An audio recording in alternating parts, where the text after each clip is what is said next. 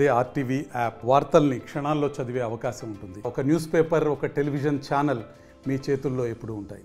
తెలంగాణ రాష్ట్రంలోటువంటి మన్యం ప్రాంతంలో, ముఖ్యంగా అటవీ ప్రాంతాల్లో నివసిస్తున్నటువంటి ఏజెన్సీ గౌడులకి ఎస్టీ కుల సర్టిఫికేట్ ఇవ్వాలని చెప్పేసి మేము ఈరోజు భద్రాద్రి కొత్తగూడెం జిల్లా కలెక్టర్ ఆఫీస్ ముందు ధర్నా చేస్తాం జరుగుతూ ఉంది.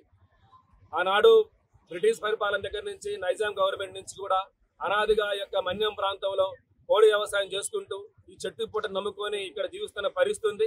కాబట్టి ఈ యొక్క గిరిజనులతో పాటు మేము కలిసి జీవిస్తున్న పరిస్థితి కాబట్టి చట్ట ప్రకారం, రాజ్యాంగం ప్రకారం అన్ని హక్కులుండి కూడా ఈరోజు మేము ఈ కుల సర్టిఫికేట్ విషయంలో మైదాన ప్రాంత గౌడులకు సంబంధించిన సర్టిఫికేట్ మాకు ఇస్తా ఉన్నారు. కాబట్టి దీన్ని వ్యతిరేకిస్తున్న మేము ఏజెన్సీ గౌడులందరికీ కూడా ఎస్టీ సర్టిఫికేట్ ఇవ్వాలని చెప్పి కోరుతా ఉన్నాం. ఆనాటి ప్రతిపక్ష ఎమ్మెల్యే రేవంత్ రెడ్డి గారు అసెంబ్లీ సందర్భంగా కూడా ఏజెన్సీ గౌడులు ఎస్టీలు అని చెప్పి చెప్పడం జరిగింది. అసెంబ్లీలో ప్రస్తావించారు. ఆనాటి ముఖ్యమంత్రి కేసీఆర్ గారు స్పందించలేదు. కానీ ఈనాడు మీరు ముఖ్యమంత్రి ఉన్నారు కాబట్టి తక్షణమే ఈ యొక్క ఏజెన్సీ గౌడులకు ఎస్టీ సర్టిఫికేట్ ఇచ్చే విధంగా చర్యలు చేపట్టాలని చెప్పి కోరుతా ఉన్నాం.